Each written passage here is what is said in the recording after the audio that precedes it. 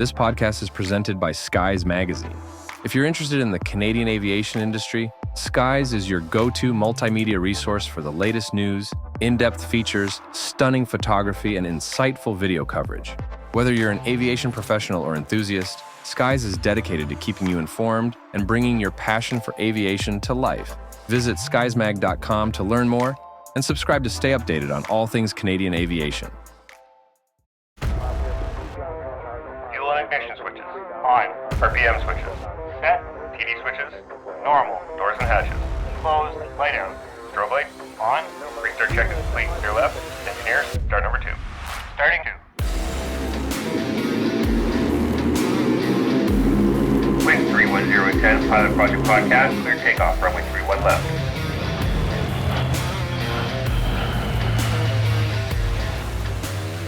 All right, we're ready for departure here at the Pilot Project Podcast, the best source for stories and advice from RCAF and mission aviation pilots, brought to you by Skies Magazine. Now, I know we had teased a Special Forces aviation episode, but due to some delays that I'd love to blame on military bureaucracy, but are unfortunately my fault, we're delaying that series slightly. So as always, I am your host, Brian Morrison, and today I'm joined by Lieutenant Colonel retired Maryse Carmichael, former Snowbirds pilot, former commanding officer of 431 Air Demonstration Squadron, and the first woman to fly with any jet aerobatic demonstration team in the world. Maryse was kind enough to jump on this opportunity the same day that I reached out to the Snowbirds Alumni Association. So Maryse, thanks so much for joining us today. My pleasure. In the first part of this conversation, we're going to focus on Maryse's journey from growing up in Quebec City and joining Air Cadets to becoming a military pilot, instructor, snowbird, and eventually commanding officer of one of Canada's most iconic aviation organizations. But before we get into any of that, let's go through Maryse's bio. At a young age, Lieutenant Colonel retired Maryse Carmichael was introduced to aviation through her family and followed in the footsteps of her 3 brothers by joining the Royal Canadian Air Cadets in Quebec City. There, she earned both her glider and private pilot licenses before beginning her military flying career with the Canadian Armed Forces in 1990. Over a distinguished 22-year career, Maryse accumulated nearly 3,500 flying hours on the CT-114 Tutor, the Challenger, and the CC-130 Hercules. Along the way, she served as a qualified flying instructor, operations officer at 436 Squadron, deputy wing operations officer at 3 Wing Bagotville, and flew VIP transport missions with 412 Squadron. In 2000, Maryse made history when she became the first woman selected to fly with the Snowbirds and the first woman to fly with any jet aerobatic demonstration team in the world. She later served as commanding officer of 431 Air Demonstration Squadron, also known as the Snowbirds, from 2010 to 2013. Since retiring from the Canadian Armed Forces, Maryse has continued to serve the aviation community through leadership, mentorship, public speaking, and her work with the Snowbirds Alumni Association. Among many awards and recognitions, she was inducted into Canada's Aviation Hall of Fame in 2022 and the Quebec Air and Space Pantheon in 2024. So let's talk about your early days. Growing up in Quebec City, where did aviation first enter your life? Really, aviation started for me with my 3 brothers. Okay. I have 3 older brothers. I'm the baby. And all 3 of them were part of the Air Cadets. So I saw them join the Air Cadets. One of them, the youngest, my brother Eddie, also became a pilot. So he did his glider license and private pilot license with the Air Cadets, and then went on to join the military as a pilot. So for me, it was really great to see him go through that. And then as a kid too, we used to go to the Bagotville International Air Show, a couple hours north from Quebec City. While my dad was not super fond of flying, he did like aviation. And so both mom and dad brought us to the Bagotville Air Show. Yeah, so it sounds like your family had a big connection with aviation in general, and that was a big influence, eh? It was a great big influence. And for me, especially my brother Eddie, because, when I joined the military later on in the 90s, it was still not super common for women to be military pilots. But, having seen my brother go through all the steps and the training and everything, then it made it more familiar. And I thought, well, if my brother can do it, I probably can do it. Yeah.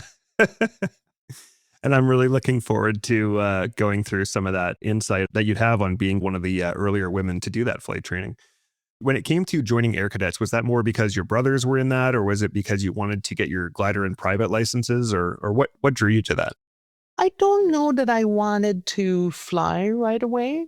I certainly was interested, but in addition to my brothers, I had some friends at school that were going. So, like even because I see it now, my two daughters are part of the organization, a part of the Air Cadets. And I see it. It's often like that. It's often friends at school that are part of the cadets, and then you join. And I ended up doing, yes, I ended up doing a lot of flying and aviation for sure, but I did a lot of music. I did a lot of the drill. I was part of the drill squad, and I was also a staff cadet at the music camp close to Valcartier in Quebec City. So while I did flying, I did a lot of other things as well with the Air Cadets. Yeah, the Air Cadet program is such a well-rounded program. It's such a great organization. I also did my glider license, my private license. I played the bagpipes in a pipe and drum band. Nice. There are citizenship trips where we went to Ottawa and Quebec and Montreal, and so many great experiences. And you learn about leadership, you learn to teach, you learn all these really valuable skills. I think it really makes responsible citizens out of young people. And also, all my best friends who I'm still in touch with from my childhood are from cadets. Absolutely. Absolutely. And I wrote an article a few years back, and I really credit the Air Cadets to, it just gave me the best possible foundation for certainly for my career as a military pilot, but just for life. Mhm. You talked about discipline, leadership, and just learning it from a young age. And now I see it in a different light as a mom of Air Cadets, and I see them go through all the steps that I went through. And I think really such a great program in Canada. It really makes a difference in a person's life. Yeah, I totally agree. So you're doing all this flight training, you're doing a bunch of aviation stuff. When did you start to gravitate towards military aviation and realizing that that's the path you wanted to pursue? It's a great question. I think, when I was 16, 17, 18, after I did my glider license, and I was flying on weekends, as you may have done as well, going to do the famil with the different cadet squadrons. And I really didn't mind getting up at 5:30 or 6 on the weekend to go and be in the field all day, Hmm. fly and see all the Air Cadets. So then at that point, I thought, okay, I think this is a real strong option for me to become a military pilot. Yeah, it's funny. I think we had very similar starts. I also spent a ton of weekends at the gliding field. Mine was in Wingham in Ontario. And oh man, just some of the best weekends of my life. I loved all the people there. We were very tight. The flying was a lot of fun, and gliding is just a very special experience.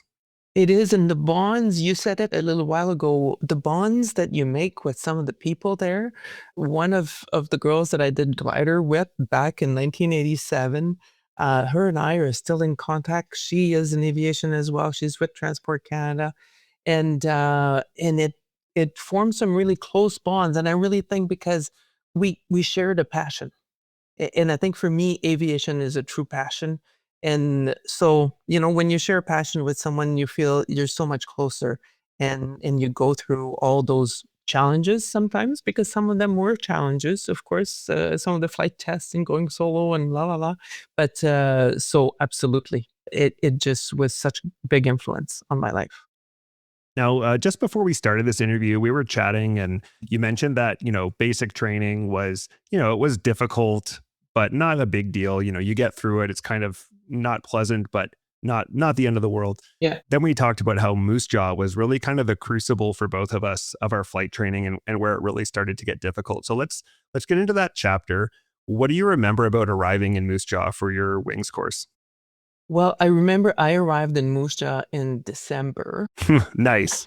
19 1992. So, for those of you that have been to Moose Jaw, Saskatchewan in the middle of winter, it's not always pleasant. But you know what? It doesn't matter. I was so excited because I knew I was coming to Moose Jaw. I was going to fly the Tutor starting in January. So it was all really exciting.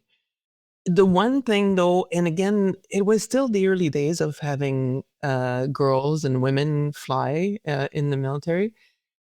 And I arrived with one of my course mates that we drove from Ontario together to Moose Jaw. And of course, when we go to get our keys for the barracks, he's in one barrack and I'm in the other one. And I'm like, okay, sure. Maybe there's all kinds of students in different barracks. So I thought, no problem. So then I get to my barrack, and it's the second floor of the hospital. And of course, it's just women that are there. So then I end up there with non-pilots. So there's nurses, there's, log officers and all that. And then all my course mates were in a different barrack across the field on the other side in the old 54. And I thought, oh, this is not very convenient. I mean, this is pre-cell phone days. I'm dating myself a little bit here, but it's not like if I was studying in my room, I could just text someone and say, hey, what's this? Or can you explain this to me? So I thought, this is not going to work. I cannot be in a different barrack than all my course mates. So then I was a little bit young and naive and just went and I said, no, may I be transferred to the same barrack as my course mates at the time. So of the 100 and so students that were in Moose Jaw, there was only one other female student. It was actually retired General Lise Bourgon, Okay. who flew Sea Kings and all that. And she was living in town, so she was not on the base. So anyway, I went and I said, well, can I stay in the barrack in 54? And they said, no, it's only male students that are there. I'm like, well, I would really like to be there. So anyway, all this to say that I ended up in the male barracks. And I ended up they made one of the bathrooms, it was the old, we had the communal bathroom and all that. They made one of the bathroom that was co-ed. And, some guys were not super happy, but most of them accepted me really nicely. And then I ended up staying in the barracks there for my course because I thought, we're going, and you said it yourself, you're so close still to some of those friends from Air Cadets. And I'm sure from your wings course, you formed some really strong bonds with course mates, and you all go through this really important step in your life to get your wings. And I needed to be with my course mates, and I needed to be able to study with them at night and not have to, go across the field to ask a question when it's minus 40 outside. Mm-hmm. And that was really perceptive of you because, we've said it so many times here. In hindsight, we all realize, yeah, this is really a team sport. Like studying together, bouncing things off each other, running emergencies and checklists together. Like that's all super important. So it's interesting that you kind of picked up on that right off the bat and fixed that problem. And stories, hey, this happened. You can't learn everything about aviation in a book Mhm. or from the missions, but all these stories, and this happened to me and this happened to me, and how about that? There's so much of that is really important, and I'm really grateful at the time. The commandant of the school allowed me to be in the same barracks. So I'm really grateful for those decisions all the way back in 1993. Mm-hmm. So obviously, when they put you in a separate barracks at first, it really highlighted for you that you're one of the few women in pilot training. Did you feel really conscious of that, or were you just mostly focused on surviving the course? I was a little bit conscious, but funny enough, someone had told me early on that they said, well, not only are you a woman, but you're also French. So you have like two two bad check marks on you already. But you know what? I would argue the opposite. Because I was French, it was really great because I was really close to the other French course mates that were on my course that were still really, really super close. And it didn't make a big difference. And I grew up with three brothers. So you know what? It wasn't very different for me to be with guys all day long. So no, I think I really enjoyed the course, and being close to course mates really helped as well. Do you think that during that course, you had a moment where it sort of clicked and you felt like you really belonged in that world, or was that not really something that you were worried about? I think, I remember, I don't know if they still do that, but I remember we did our personality test to see, type A and all that. And I remember my personality was very similar to all the course mates. And I remember thinking, oh, well, there you go. I should be here because, I've got the same personality as all those guys. So that was one moment actually I remember. Yeah, it was about halfway through the course we did that. Okay. Did you have any big challenges on that phase of flight training on the road to your wings? Like, was there anything that you struggled with? The course went fairly well. I actually kind of surprised myself because, funny enough, the failure rate at the time was really in Portage on the Musketeer. Although for me, I remember distinctly because my brother was older than me and he had gone through Moose Jaw about 5 years prior. And his friends that ended up failing, one of them that was a cadet instructor with me, another woman, she actually failed in Moose Jaw. So I was quite scared of Moose Jaw more than I was of Portage on the Musketeer. Mhm. But Moose Jaw went well for me. I was real happy to do that, and then was selected to stay on jets at the end of the advanced course. Okay, now rewinding the tape a little, before you got to Moose Jaw, you were part of Exercise RV92, which I believe is Rendezvous 92, right? In Wainwright? That's right. Yes. Yeah, and you were with 430 Squadron at the time. What can you tell us about that experience? Yes, I did 1 year of OJT between Portage and Moose Jaw. So that 1 year I spent it with 430 in Valcartier, tactical aviation. And during that year, we had RV92 in Wainwright. And what I remember, even though I was OJT, and sometimes you feel a little bit, as you're not part of the family, but the entire family at 430 took me under their wing. I ended up transiting from Quebec City to Wainwright, Alberta, in the Twin Huey. And we came home, actually, I came home in a Kiowa.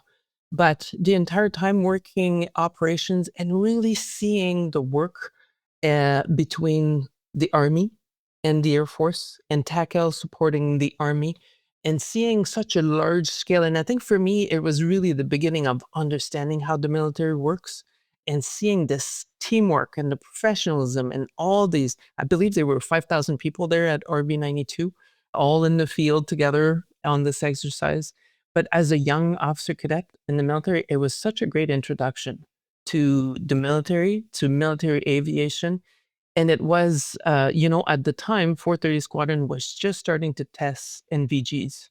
So it was good to be there. And of course, as the young OJT, they asked me to type the SOPs. So I remember, typing the SOPs for the very first air mobile for a 12 ship of Hueys with NVGs. Wow. And I had the chance. They brought me up flying because, again, they did that. They just had me with them along the way. So, it's pretty scary when only the lead and the last helicopter in the formation have their nav lights on and everyone else is dark. And there was the beginning, like I said, 1992. So a great chance to see all this teamwork with the military. That's really cool. Those early OJT experiences, they can be a bit of a mixed bag depending on where somebody ends up. But Yes. going with an operational squadron is such a cool experience, and it really gives you a little window into what your future might hold. What lessons do you think you learned in those early operational experiences that stayed with you through your career? A lot about just the pure aviation side. Again, during the transit on the Twin Huey, they had me work the LORAN and input all the codes in there, so which was great. And just in case listeners are curious, LORAN is LORAN C, and it's a radio navigation aid that is no longer widely used. But I think one of the best lesson and the best training I did in the military, they actually sent me to Halifax to do the Dunker course. Oh, So, when you're in this fuselage and they dunk you, and, I have to say, this is one of those that's not super instinctive, when they're simulating that you're crashing in the ocean or in the lake or something like this.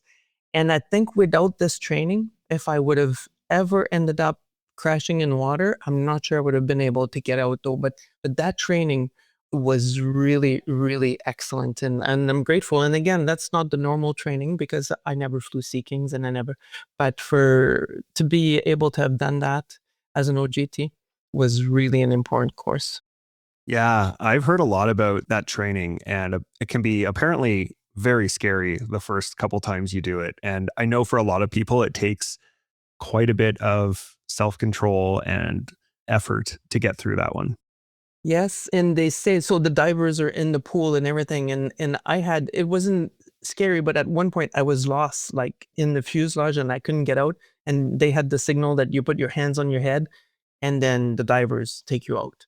So I had that once. I was able to just finish everything after, but yes, I think it can be certainly quite scary. Yeah, because just for the listeners who don't know, like this is basically you're in a fuselage of a helicopter. There's a pool, there's divers in the pool. They put the fuselage into the pool and I think turn it upside down and then you have to get out.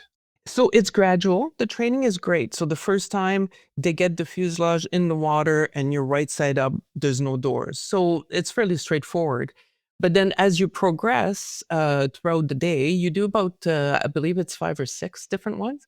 But the last one you do, the fuselage is upside down and there are doors. So now, and they simulate that your door is jammed. Oh, wow. So now you have to kind of go against and not get lost in the fuselage to be able to get out. And then, so yes, it's very well done. And like you said, yeah, it's gradually done. Okay. So as you mentioned, you were selected to continue on the tutor and that was to be an instructor. What attracted you to instructional flying? Yeah, to be an instructor, actually, in my case, fairly young. I got my wings, did the flying instructors course, FIS, and then became an instructor. And how old were you at that time? I was 25, Wow. 25 years old. Yeah, 24, 25. That's a lot of responsibility at 25. Yeah, you know what? When I sent my first student solo, and then he was a great student, and he ended up going solo early in the syllabus. I was more stressed, I think, than he was. That's for sure. No doubt. Because yes, it is a lot of responsibility to send a student solo on a jet.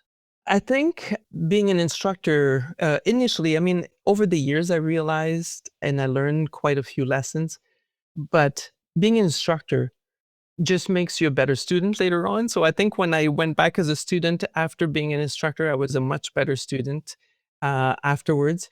And you know, what important job to teach someone to fly, and especially teaching them on the basic flying course in Musha, because a lot of what the students learn in Musha is just the foundation of being an operational military pilot. So a really important stage in their career.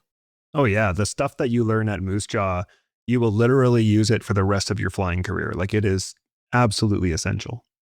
And funny enough, this podcast comes at a time where I just went back to flying. Oh. Literally this morning. Cool. I was flying. So after a decade almost of not flying since I left the military, I decided I was going to go back to flying, and I thought I need to learn something new. So I just finished my checkout on tailwheel. Oh, nice. So just a little Citabria, and but you know what? I was flying, and it's still some of the important foundation work in aviation that I learned in Musja. So you know, runway airspeed.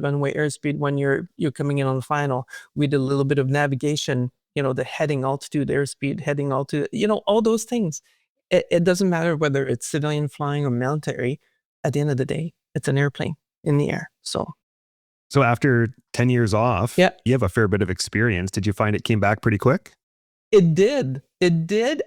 Although on the very first flight back, I couldn't even do the radio, because especially I was taxiing, and of course taxiing a tailwheel aircraft is vastly different. Mm-hmm. So I was just trying to get back in the cockpit and taxi this thing and all that. And my instructor said, "Do you want to do the radio?" I'm like, "Nope, you do it."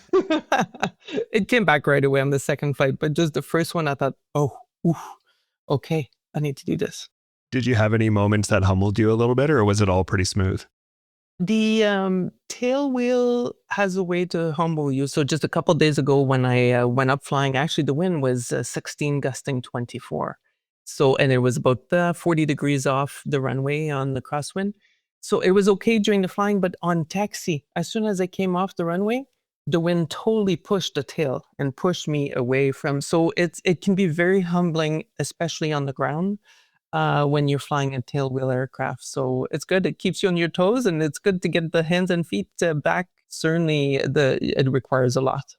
Awesome. So something that's pretty interesting from your time at Moose Jaw is that you shared part of your flying career with your brother. And you mentioned that especially the time while you were both instructing at Big Two was really important to you. Can you tell us a little bit about that? Yeah, it's I've been very, very fortunate to be able to share this passion with my brother. I mean, he's the one that inspired me, really. When I was a young girl and I saw him do his glider and private pilot license and then join the military, my very first flight ever in my life was in a glider with him. Oh, cool. So he took me up in a glider, yeah. So, starting from that time in the mid 80s and all the way to now, we still share this passion. And throughout our careers, either I went flying with him for the fun of it or he came with me and all that. But certainly for 3 years in Moose Jaw, we were both instructors at the school, at the Big Two. And it was great because his daughters were born in Moose Jaw, so I had a great place to go for dinner, and he had a good babysitter. But most importantly, though, we did a lot of flying together, and we went on cross countries. We flew here at the school together, and it's something different to be able to share this passion with a sibling. So really fortunate to do that. Yeah, that's such a cool experience to be able to do that. Not too many people, I know a few people who have siblings in the military that are also pilots, but I don't think any of them have been at the same unit or even on the same airframe. So, I mean, that's really cool. It's very unique. It is very unique. We had a special permission to be able to fly together because at the time on ejection seat airplane, I mean, he was in my next of kin, but still to make sure we had a special permission that allowed us to fly together. Yeah, just a little bit of slightly added risk. Absolutely. And then making the decisions, even just the decision to eject. Hmm. I did fly actually with at the time we were not married yet. We were engaged, but my husband was an F-18 pilot Oh, and we did fly together. And but again, it is a risk, and it is a risk because and maybe you think about it twice before you call for an ejection when it's your fiance that's in the back seat or you're. for sure. So that's certainly a different situation. Yeah. Yeah, that's an aspect I never even thought of, how it could change the decisions you make. It potentially. Hmm. So from there, you ended up going to fly with 434 Squadron in Nova Scotia. You said they were both in Shearwater and Greenwood, and you were flying Challengers and T-Birds, and you were supporting the fighter force as combat support. Can you tell us what role you were playing and what you'd learned there?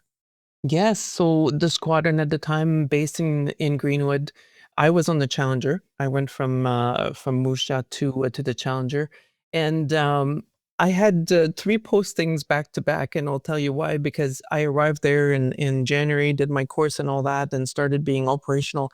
And sadly, they announced the closure of the squadron in September that year, and then I ended up being the first pilot posted right away at Christmas because I was single, no kids, and I could relocate quickly. But 434, I think the one of the biggest lesson that I learned there is that it's a small world. And probably one of my first student in Moose Jaw was actually my aircraft commander when I arrived on the Challenger. So you know what? I was quite happy that he was nice to me because I was nice to him. And but it's true that it's a small world, Hmm. and you might be someone's instructor, but then down the road they're going to be your aircraft commander. They're going to be, but the flying there in support of the fighter force, mainly carrying out electronic warfare role on the Challenger, was very operational, even doing some coastal patrol Oh, missions, cool. the ones that the Aurora was not doing, the ones closer Hmm. to Canada. So learned lots about this, but then also learn about the military and some parts. I just mentioned about the closure of the squadron. It was super sad. Our CEO was deployed. He was in the US at the time, did not even know Oh, wow. this was happening. We heard that our squadron was closing before the CEO heard about it. So, sometimes in terms of communication, it was sad to see that happen, but nonetheless, some fantastic flying on the East Coast on the Challenger. Yeah, that sounds like a really interesting experience. And, we're still operating Challengers. I imagine those are a different model from the ones that 434 had at the time. Very different. Yes. Yes. So, as you mentioned, very quickly, you were posted from 434 Squadron to 412 Squadron in Ottawa. They were doing the same role as they do now, which is VIP transportation. What did you enjoy most about Challenger operations at 412?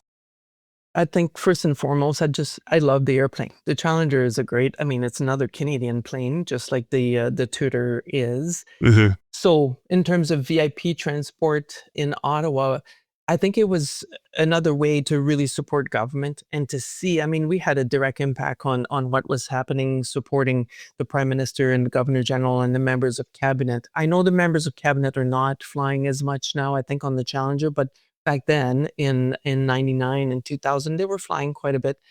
And you could see sometimes you'd watch the news and see that, oh, someone died overseas, a head of state. And we knew that probably the next morning we would be leaving with either the prime minister on board or someone else to go or to go to the funeral in the following days.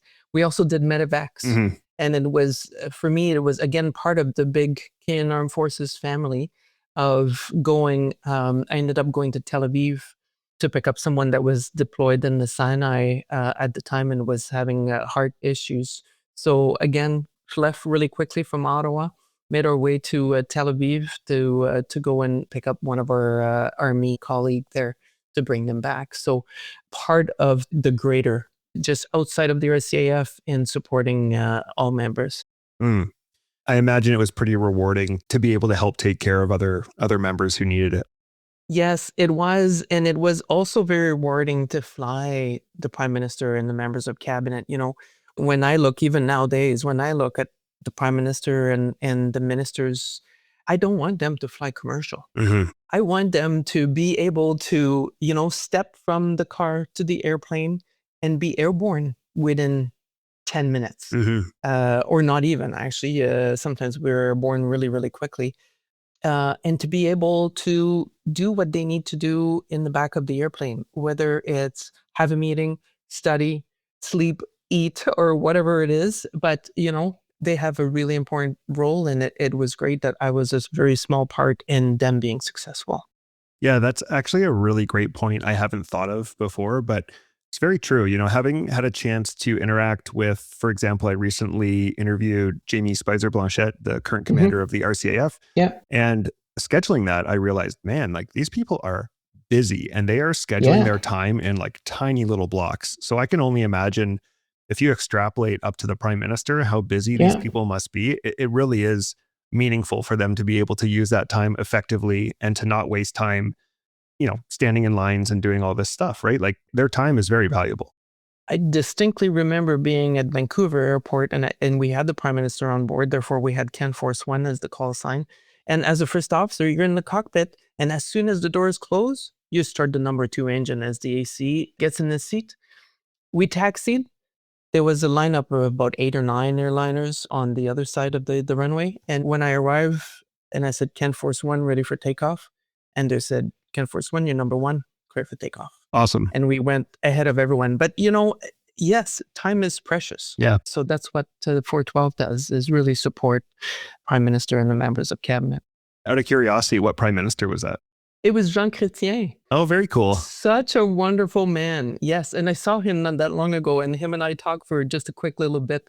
And he is a one of a kind. And I see him at 90 years old, 91 years old. And I want to be like him. I want to be like him when I grow up. How many prime ministers did you work with? It was only him, because it was a quick posting. Okay. From there, I went to the Snowbirds. So it was a year at 412, and then I was posted right away. So I think something that is really common across all of our fleets in the Air Force is that most Canadians kind of tend to see the aircraft, but not the mission. So what responsibility came with supporting the Prime Minister, the Governor General, Cabinet, all these VIPs? Yes, a really important mission to be there. The squadron is ready 24/7 to move the personnel anywhere in North America, and I should say the world, because the Challenger can go overseas depending on who has to go. But yes, it's to be ready to take anyone and get them there on time and on target. Awesome. So we're going to jump forward a little bit to your time when you were serving as Deputy Wing Operations Officer in Bagotville. And this was during the years following 9/11. So what was the atmosphere like across the RCAF during that period? Well, it was still, even though it was a couple years after 9/11, actually not a couple, but a year and a half after 9/11, it was still very fresh on everyone's mind. And Hmm. certainly in the skies, it was still very fresh. And very grateful that, I arrived and the fighter force welcomed me warmly. Hmm. Having zero fighter background, I ended up being posted. Yeah, being an outsider. Yeah, I was very much an outsider. And you know what? It was not an issue at all. And being at wing operations in those years, so wing operations, especially in Bagotville, it was a fairly broad portfolio because we were looking, of course, operating and managing the airport, which is a dual civilian and military in Bagotville. So we had this civilian traffic in Bagotville there. We had the quick reaction alert in Bagotville as well. And then we had the wing operations center there. And then plus managing everything else that has to go with operations. So certainly for me as a deputy wing operations officer, having to always keep an eye on what was happening with NORAD and the defense of North America, of course, what was happening with our jets that were ready and doing the work in support of protecting North America, and just continuing and learning lots about the fighter force, that's for sure. Hmm. But, sometimes you end up in situations that you might not think you're ready to be in those situations, but you have to work hard and have the teamwork. I remember one incident where someone was coming from overseas. They were stopped by security and they had wiring in their long jacket. So that triggered, this person was on a flight to Toronto. So it triggered the entire response. And I ended up being the only one at the operations center in the command post and managing that very early on the time. But we can't be afraid of those challenges, Hmm. and you have to go and use all the resources that you have available. Yeah, the Air Force has a way of putting us in those situations that sometimes we just don't feel quite ready for. I think it's really important in those moments to remember that you're not alone and you have a wealth of experience around you. That's it. And to not be afraid to use the experience around you. I remember that time ending up in the command post, leading the team in the command post, and I phoned one of the senior fighter guys. I'm like, please come in. I need you right now to be here and just to confirm. But so doing that, but I think over the years, I think we do it gradually in the military. I'm probably, your first solo in the Harvard 2, you probably didn't feel super ready, No. but you still went. Yeah, exactly. And I didn't feel ready to go, the first time when I went solo in the tutor, but you went. And that's how you build confidence. I mean, the Air Cadets was the prime example, going solo at 16 in the glider.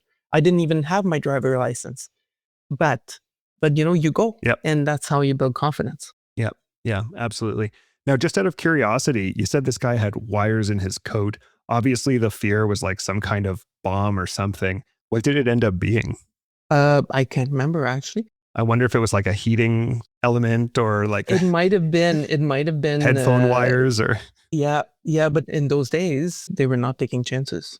oh, no kidding. I mean, some listeners are probably too young to remember this, but we're talking like you could not have nail clippers on the plane. You could not have No. a penknife. You could not have anything, even like not scissors. You had to take your shoes off in security. Yeah. And if anyone even said the word bomb, like the plane is going to Oh, be escorted by yeah. fighters and turned around. And it was a really wild time. But this is something that I just thought about this. I was airborne during 9/11. I was with the Snowbirds. We had finished a show in Shearwater. So our normal routine was on Tuesday morning, we would transit somewhere else. So Mhm. Tuesday morning, I was doing the weather, and the first airplane that gone in, the TV was just at the Met shack, and they had the TV there, and I could see there was one airplane that had gone in, and I thought, oh, that's kind of weird. But we ended up taking off anyway from Halifax, and we were on our way to Newfoundland, and we never made it to Newfoundland. But I tell you what, I remember listening to controllers, IFR controllers, as we were flying. It was a very frightening chapter in my career in aviation. Once we landed, we could see all the contrails, all the airliners coming from Europe going into hold. And I thought, oh, what is going on? Yeah, that's so interesting. I was going to ask where you were that day because, yeah, there would be listeners who either weren't alive yet or are too young to remember that day. But anyone who was old enough, like, remembers exactly where they were. So Yes. you're flying and you're hearing this stuff on air traffic control. Like, are they saying what happened, or like, what's the atmosphere? It's very surgical, almost. Like the atmosphere was very tense.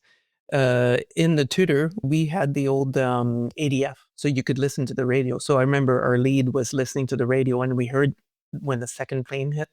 And I remember this private pilot was trying to get a clearance to fly IFR. So he kept bugging the controller to get an IFR clearance. And I remember the controller said, "Listen, I suggest you find an airport and land right now. I don't have time for you." And they were just, we ended up being diverted into Sydney, Nova Scotia. Okay. But basically, we were just through 18,000 feet or just below. And he said, "Canceling out far, you make your way. I don't want to talk to you anymore." And then, because they were just, I mean, we all saw the pictures, of Mhm. all the transatlantic flights that ended up in Halifax and St. John's and Gander. Mhm. So they were getting ready to land all those planes. Yeah. Wow. Yeah, it's almost like the day that instead of an aircraft declaring an emergency, ATC had to basically declare an emergency. Absolutely. And then in the, I can't remember if it was 3 or 4 days after 9/11, when flying started again, it was only military aircraft that were flying. So we flew from Sydney, Nova Scotia to Trenton, and it was very eerie because there was no one else on the radio. It was wild to be on frequency on Montreal Center, and there's no one else Mm. flying. Very weird times for sure. So in those days and years following 9/11, how much did those events change like the day-to-day reality of military aviation? Well, for me, because I was with the Snowbirds. It was my first year with the Snowbirds. So it happened, of course, on September 11th. We ended up coming back at home because there were no shows. All the shows were canceled. Mm. We ended up going to the southern US for just one last show in October, I think, and then we came home. Wow. The rest of the season was basically canceled. And then even next year after that, it was a reduced season just because of insurance, because they didn't know if something like this would happen again. Yeah, that was just such a unpredictable time in aviation. Like, It was. honestly, it was crazy. Like, nobody was flying. Even once they started commercial flights again, everyone was too afraid to fly. Like, tons of pilots were getting laid off. It was like of the same proportions of effect to aviation as COVID had, I would say. I think so. I think so, because even during COVID, I mean, people kept flying Mhm. for the most part.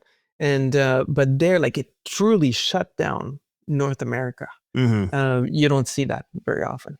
No. Hopefully, we don't see that again. Yeah. So we've been talking here and there about your time with the Snowbirds. Obviously, that's kind of the theme of these two interviews. When did the Snowbirds first become a realistic possibility in your mind?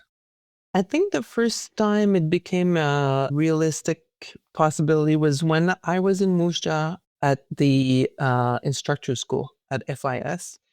And I knew a couple guys that were on the Snowbirds, couple of French guys that were there. And I had the chance to go flying with them just as a passenger. And I remember being there thinking, okay, yes, I need to fly enough on the tour, get my hours, and then apply one day. It was such a great experience to be able to go up with them and to see their flying. I mean, at the time, I was already doing formation flying, but clearly not to the same level that they were doing it. And so that's when I thought, yes, I want to apply one day to be on Snowbirds. Now, the instructors in Moose Jaw are flying pretty robust formation flying. Was it eye-opening to you to go up with them and be like, whoa, this is a whole other level? It was. And I think at the time, I could not even comprehend everything that was going on, as they were flying. And then it's not until I went on the tryouts for the Snowbirds. And at the time, I already had, I mean, I had 1,500 hours on the airplane. I was an instructor. I was an A2. I was standards. And I remember getting on there. We talked about me not being able to do the radio with this little tailwheel aircraft, but it was the same thing. It's the same tutor, same airplane. I just flew it yesterday with a student, and I was great. And now in the same tutor, but with the Snowbirds. And now I am maxed out. Like my Mhm. bucket is full as I'm flying. So it's such a totally different set of skills required to fly the shows and with the Snowbirds. It's so funny how aviation works that there seems to be this, I've seen anyways, or this recurrent theme of like, okay, you've never flown before and you fly a glider and you're maxed. And then Mhm. you get that and you fly a powered aircraft and you're maxed out. And then you get into military aviation and that is crazy. And then you get that mastered and you think you know it. And then you have to teach and that's overwhelming. Yeah. Now the Snowbirds come along and it's so funny to think of a standards instructor, A2 category. You go flying with the Snowbirds and it's like day one all over again. It is. It is. And you know, the way you're doing your checks is different. The way you're taxiing is different. So even on the ground, I'm using all the skills that I have to be able to just stay in formation. So it's but again, it's a great way to learn new skills and to go to a different level. Hmm. You mentioned the tryouts. What was the process back then? How did that go? So by then, I was flying Challengers at 412 VIP. And so I was invited to come to Moose Jaw, requalify on the tutor with the school initially. And then when I went to the Snowbirds, then it was 12 flights, 8 of them in formation, 4 of them were solos. So learning in competing for the solo position. And it was a mix of 2-ship and 4-ship. So all of us did those 12 missions. And then at the end of that, they selected the new pilots. I know now they also test the pilots for like media skills. Was there a component of it that had to do with like not just your flying skills? Yes, certainly there's a portion because the briefs, debriefs, the way you are with your colleagues, with all 9 pilots, is so important. You know, trust and teamwork are of the utmost importance with the Snowbird. So then this was evaluated during the entire tryouts, you know, maybe not with a specific item, but throughout the entire time we were there. Hmm. And we're about to talk about how you accomplished a lot of firsts, but no woman had yet flown with the Snowbirds. Did you feel that you were treated like any other pilot during selection? I think I was. I think I was treated. Not. I think. I know for sure. I was treated like any other pilot. And I have to mention, this was my second tryout. So Okay. I tried out twice for the team. The first time I didn't make it. Hmm. I did not make the team.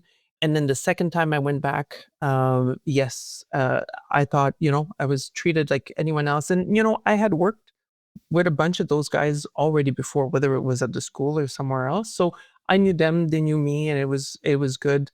And while yes, I was the first woman to make the team as a pilot, the team already had female technicians before, and log officers. So Marlene Schillingford was the first female technician, and she was there in the early '90s.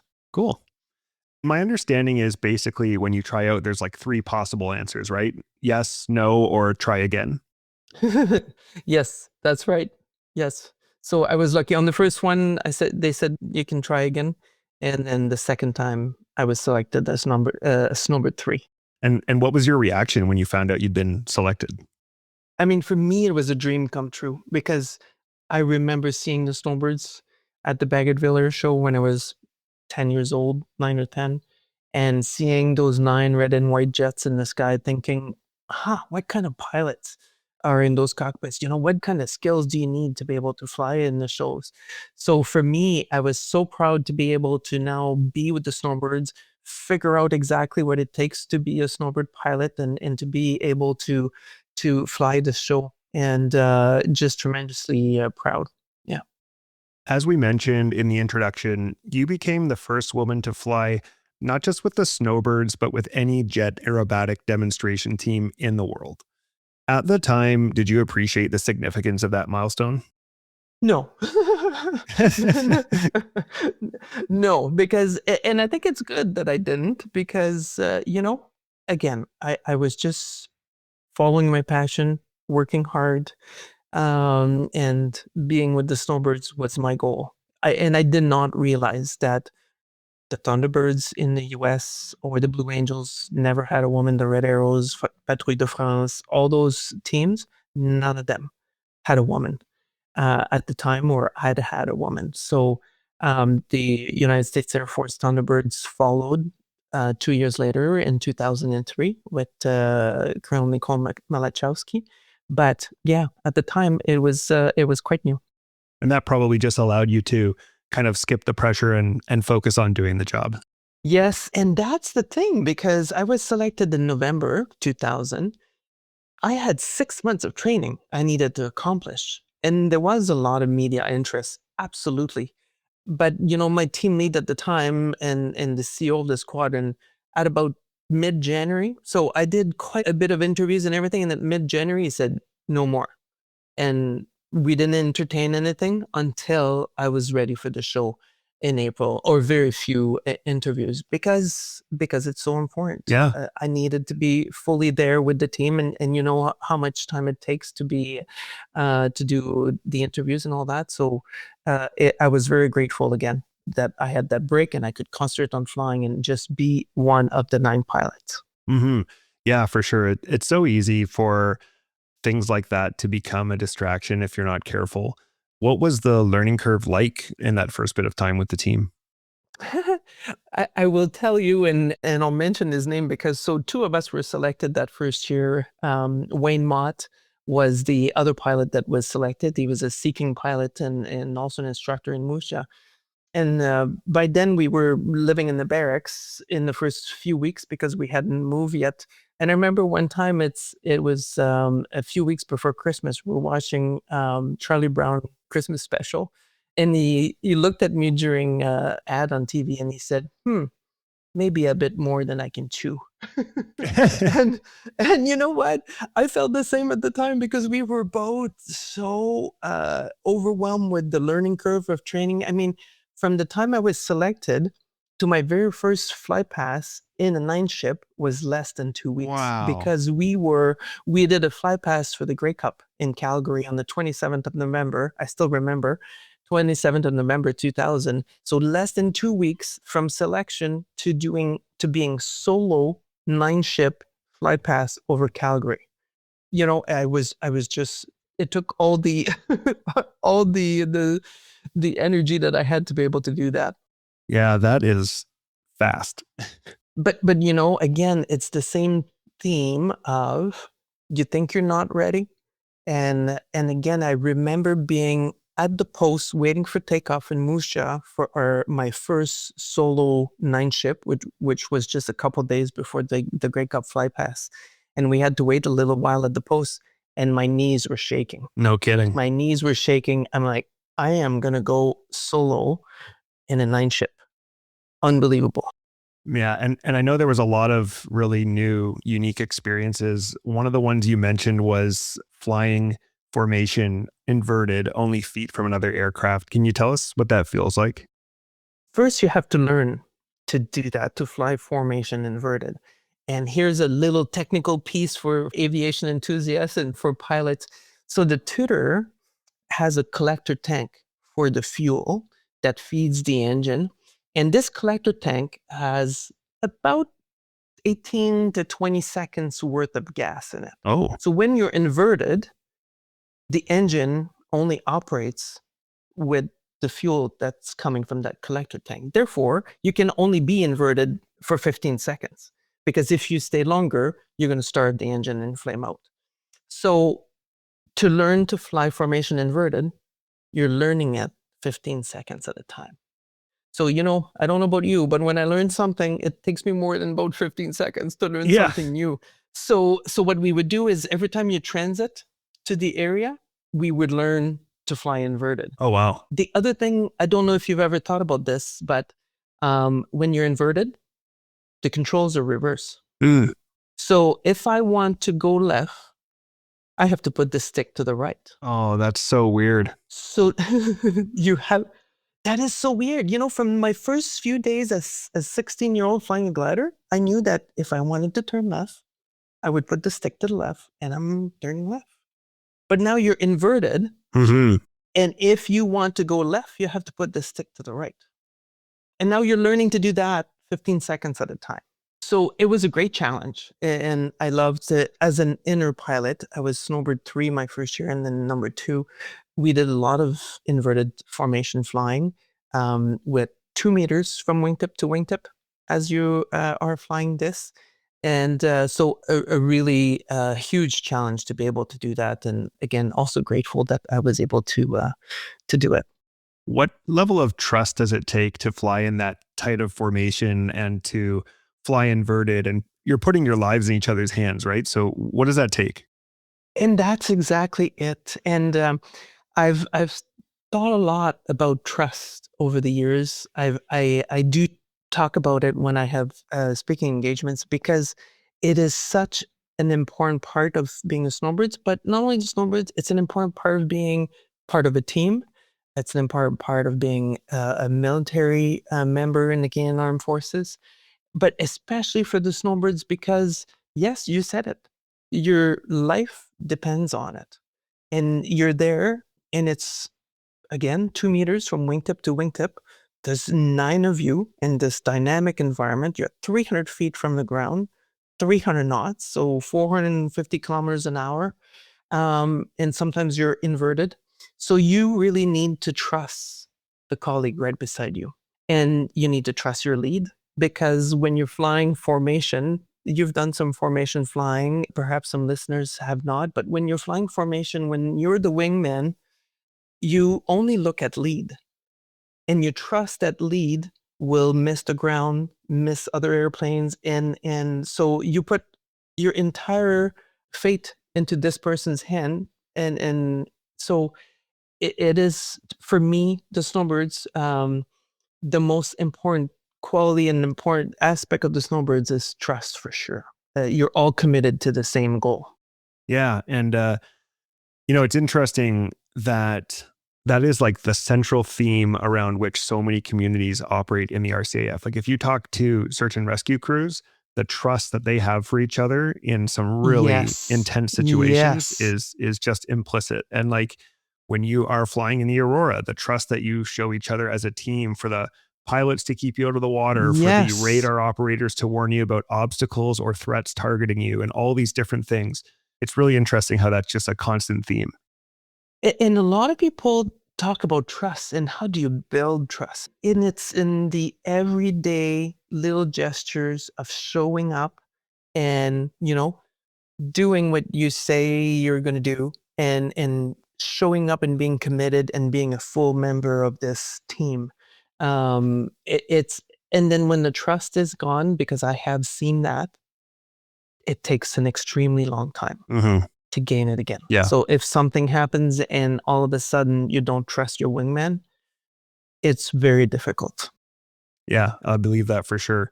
I imagine that these lessons about trust were one of the big things you carried forward as you took command of the Snowbirds. When did that become a goal for you? It was not fully a goal because at the time, so the Snowbirds always had one person that was the team lead and the commanding officer. So for the first 40 years of existence, that's what it was. So when I was on the team back in 2001, 2002, Major Plane Show was both the CEO and the team lead. And but it was at the time where the NATO flying training in Canada, NFTC, came to Moose Jaw, and the squadron grew from 23 people to over 80 people.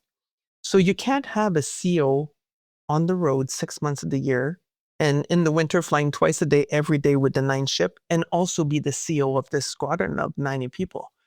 So in the late 2000s, so 2009-ish, 2010, the leadership of the Air Force decided to separate the two positions. So they decided to have a major team lead with the sole purpose of this person to lead the 9th ship and to be on the road, and to have a lieutenant colonel CO of the Snowbirds.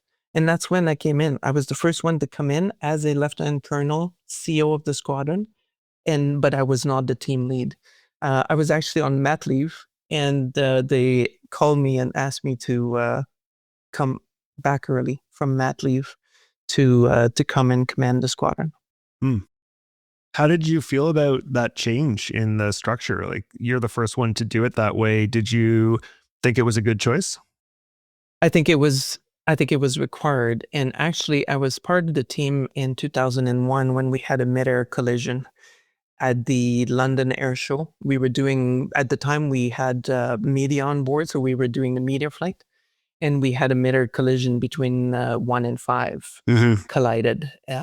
One ejected with his passenger, both survived, everything was okay, but the flight safety report stated, and at the time, because the restructuring was all happening, and the flight safety report stated, perhaps it's too much for one person to do all of this. And you know what? It took 10 years to separate the positions and to have, and it was the perfect decision. It needed to happen. And it that way the team lead major can concentrate solely on flying and leading the 9 ship, which is not a small task. And then the CO is able to oversee the entire operation and the support function and everything else that comes along with the squadron. Wow. And, it's interesting. There's an interesting link there. Assuming I'm talking about the right incident, the photographer in the Snowbird that did not eject was Mike Reno, That's right. who is the owner of MHM Publishing, who makes Skies Magazine, who we are partnered with. So we've actually talked about that on the show with him. And it was a pretty wild experience for everyone involved. Yes. And I was on the team when this happened. So funny enough that I came back as the commanding officer, but yes, absolutely. I had a journalist on board too, and Mike was flying with number 5. And tremendously lucky because there was a search and rescue helicopter very close to where we were, and they were able to pick up right away our team lead and his passenger. So everyone was safe and all that, but some excellent lessons learned. Just like any other accident, there's always lessons learned. But this was one, yes, with Mike that was with us. Yeah. So as we get close to finishing up part 1 here, I want to ask you a couple questions about taking command of the squadron. What did it mean to eventually return and command the Snowbirds? You said that you had to come off mat leave early. I imagine that was challenging, but obviously it meant a lot to you to come back. So how was that? I really believe in the mission of the Snowbirds. I believe in what they do. At the time, it was required. The squadron was going through a lot of changes, and I was honored to be selected to come back and to lead the team. And first and foremost, what I learned about being the commanding officer of the Snowbirds is oftentimes we talk about formation flying. All of us as military aviators have done formation flying, but to various levels. I know what it means to be part of the 9 ship, having flown within the 9 ship. And sometimes, you look at the Snowbirds in the sky and you see this 9 ship and it's robust and they're flying and it looks very cohesive in the way that they're flying. But I've learned over the years, and we talked about trust before, we talked about the skills that are required to fly. I know that it is excellence, and it's the pursuit of excellence when the Snowbirds are flying, but excellence is also fragile. And it's a full ecosystem that it takes many parts to have a mission be successful, like any other mission in the Canadian Armed Forces. For a mission to be successful, it takes an entire team. And yes, you see oftentimes the 9 pilots in the red suits, but it takes all the technicians, it takes the support function, and that ecosystem needs to work perfectly so that everyone is safe, spectators are safe, the pilots are safe, the technicians, the entire group. So it's a unique position. The Snowbirds and what they do is very unique. And so for me to come back, it was a great honor to be there and to lead the men and women that form the Canadian Armed Forces Snowbirds. Looking back today, what are you most proud of from your career? I think the entire career, I'm proud of being Canadian. I'm proud of our country. Is probably what I'm most proud of when I look at my career, because as a young 16-year-old Canadian girl, I should say, I was able to have the career that I have. I flew Hercs for a short period of time with with the crews that were deploying in Afghanistan. And I remember a really good girlfriend of mine that was an aircraft commander in Afghanistan on the Herc. She said it perfectly. She said when she flew in Afghanistan, she often thought about the people on the ground. One, the Taliban, who would probably not be so happy that it's a woman that's the aircraft commander in that Herc that's resupplying the FOBs. And FOB is Forward Operating Base. And then the other thing was the women on the ground. And she thought about them quite a bit because she thought, I'm sure some of them wish that they could be a military pilot and they could do, and there's so much that they cannot do. And, at the time, with the career that I've had, becoming the first woman in the world on the jet aerobatic team, it's because I'm Canadian. Canada had the first 2 women flying F-18s as well. So that's what I'm most proud, I think, of the career that I've had, but it's to be Canadian, and I've been able to have the career that I did at the time. Mm-hmm. It really brings it into perspective how fortunate we are to live in this country. Absolutely. Absolutely. And now more than ever. Mm-hmm.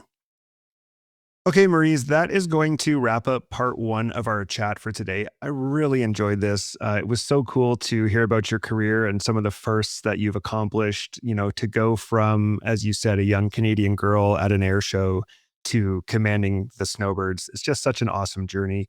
For the next episode, I'm really looking forward to focusing on the Snowbirds themselves and kind of talking about what makes them special. Also, the transition from the Tutor to the Siskin, and of course, the pause on performances.